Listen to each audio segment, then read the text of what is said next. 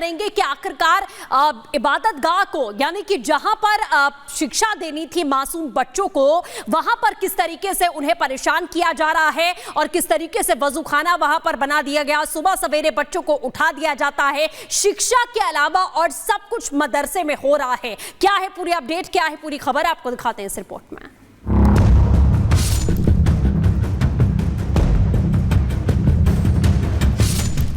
जांच में खुलासा, स्कूल की आड़ में मदरसा। शिक्षा के मंदिर में वजूखाना और इबादतगाह। डॉक्टर इंजीनियर की जगह हाफिज उलेमा और मौलाना बनाने की साजिश। मध्य प्रदेश के श्योपुर में 56 अवैध मदरसों का खुलासा होने के बाद मोहन सरकार लगातार इनके खिलाफ कार्रवाई कर रही है, जांच के आदेश दिए हैं। साफ निर्देश है कि अगर अवैध मदरसा मिला तो सरकार हंटर चलाने में कोई कोताही नहीं बरतेगी। प्रशासन और बाल आयोग लगातार अवैध मदरसों की जांच कर रही है। इस दौरान सागर से तस्वीर सामने आई, उसने सभी को हैरान कर दिया। यहाँ पर स्कूल की जमीन और स्कूल के नाम पर मदरसा चल रहा था। जब बाल आयोग की टीम स्कूल का निरीक्षण करने पहुंची तो मदरसे का खुलासा हुआ। मध्य प्रदेश बाल आयोग की बात करें तो ये लगातार ऐसी जगहों की, चाहे वो मदरसा हो चाहे वो स्कूल हो, वहाँ का निरीक्षण करती है। और इसी निरीक्षण में सागर से एक बड़ा खुलासा हुआ है, क्योंकि बाल आयोग की टीम ने हाल ही के दिनों में सागर में जांच की, मौके पर पहुंची और वहाँ पाया कि स्कूल की मान्यता थी लेकिन उसके अंदर मदरसा चल रहा था। स्कूल की जमीन पर मस्जिद मिली, इबादतगाह के साथ वजूखाना मिला। बच्चे भी स्कूल यूनिफॉर्म में न होकर कुर्ता पजामा और सिर पर टोपी के साथ नजर आए। बाल आयोग की टीम ने जांच की, पूरे परिसर का वीडियो बनाया और सबूत के तौर पर उसे शिक्षा विभाग को सौंप दिया।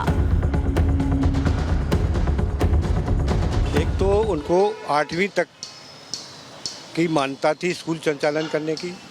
दूसरा, 8वीं के बाद भी वो उनने मान्यता विस्तारित नहीं की, मगर अवैध रूप से 9वीं 10वीं की वो क्लास लगा रहे थे। स्कूल की परमिशन थी उनके पास में सिर्फ, मगर में क्या पाया, वहाँ मदरसा भी वो संचालित कर रहे थे। अवैध रूप से उनने इबादतगाह भी बनाया था, उसके ठीक बगल में वजूखाना था।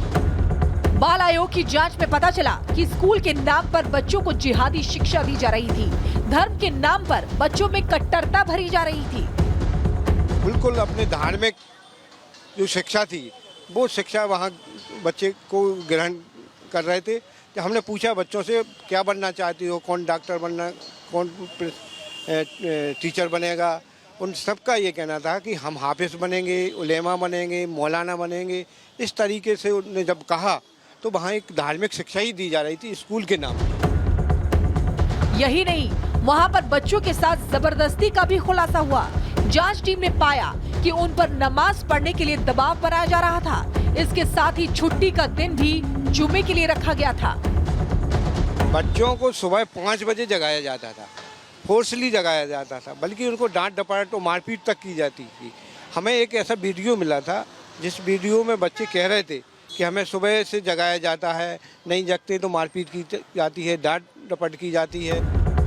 बाल आयोग की टीम के मुताबिक सागर में स्कूल के अंदर चल रहे मदरसे का संचालन महाराष्ट्र की संस्था कर रही थी और गुलाम मोहम्मद बस्तानवी इसके संचालक हैं। जामिया इस्लामिया इस्तांबुल उलूम संस्था है, जो अक्कल कुआं एक स्थान है महाराष्ट्र में, नंबूरबार जिला है, उस जिले में ये संस्था है। तो हम उस संस्था के खिलाफ में हमने बंद करने के लिए लिखा है। करीब 3 साल पहले सागर में स्कूल की मान्यता ली गई थी, लेकिन सरकार स्कूल की आड़ में जारी धोखाधड़ी के खिलाफ एक्शन में है। Bureau report, Republic Bharat.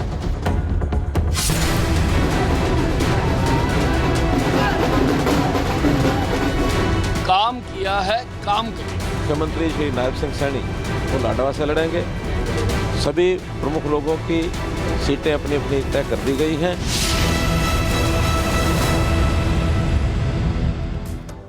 तो हरियाणा में विधानसभा के चुनाव है और चुनाव से पहले जिस तरीके से टिकटों का बंटवारा हुआ है उसको लेकर जम के राजनीति हो रही है। कुछ लोग नाराज हो रहे हैं, कुछ खुश हो रहे हैं और 67 टिकटों में से तो कई चेहरे ऐसे हैं जिनके विकेट गिर गए हैं। जी हाँ, उनके टिकट काट दिए गए हैं। हरियाणा चुनाव के लिए बीजेपी की पहली लिस्ट आ गई है। पहली लिस्ट में 67 उम्मीदवारों के नाम शामिल किए गए हैं, जिसमें 30 नए चेहरे हैं जिनको पहली बार चुनावी मैदान में उतारा गया है। 13 उम्मीदवारों की सीट बदल दी गई है। खास बात यह भी है कि बीजेपी ने 9 विधायकों का टिकट भी काट दिया है, जिसमें 2 मंत्री भी शामिल हैं। इसके साथ ही लिस्ट से नाराज 3 विधायकों ने पार्टी को ही अलविदा कह दिया है। रिपोर्ट दिखाते हैं आपको।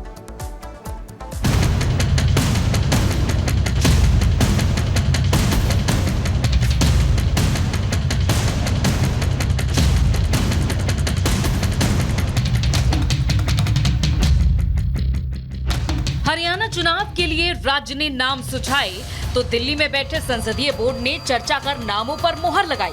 जैसे ही उम्मीदवारों के नामों की लिस्ट सामने आई, कोई खुशी से झूम उठा तो किसी के हाथ निराशा लगी। बीजेपी ने सत्ता विरोधी लहर को ध्यान में रखते हुए हरियाणा चुनाव के लिए पहली लिस्ट जारी की। पहली सूची में 67 उम्मीदवारों के नाम सामने आए, जिसमें 9 मौजूदा विधायकों का टिकट कटा तो 2 मौजूदा विधायकों की सीट बदल दी गई। 8 महिला प्रत्याशियों को भी जगह दी गई है। पहले एक शॉर्ट लिस्ट जो है प्रदेश की ओर से आती है, फिर बाद में पार्लियामेंट्री बोर्ड में बैठ करके और लोग तय करते हैं। तय करने के बाद अंतिम सूची जो है उसको जारी कर दिया जाता है। तो भी अभी 22 जो सीटें बची, 23 सीटें जो बची हैं, उसका भी एक आध दिन के अंदर उसको फाइनल करके दूसरी सूची भी जारी कर दी जाएगी। क्योंकि चुनाव एक रणनीति का विषय होता है और उसमें रणनीति में तिथि जो है एक मुख्य भूमिका अदा करती है कि किस दिन करना चाहिए।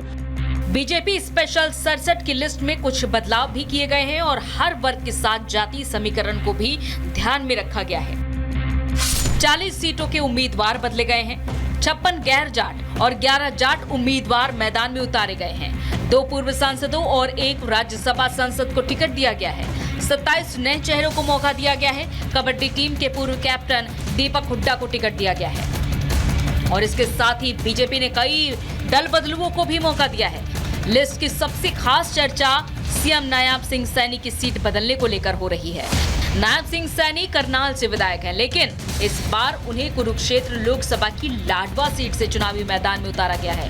कांग्रेस के मेवा सिंह लाडवा के मौजूदा विधायक हैं। ऐसे में सीट की लड़ाई बेहद दिलचस्प हो गई है। मुख्यमंत्री श्री नायब सिंह सैनी वो लाडवा से लड़ेंगे और भी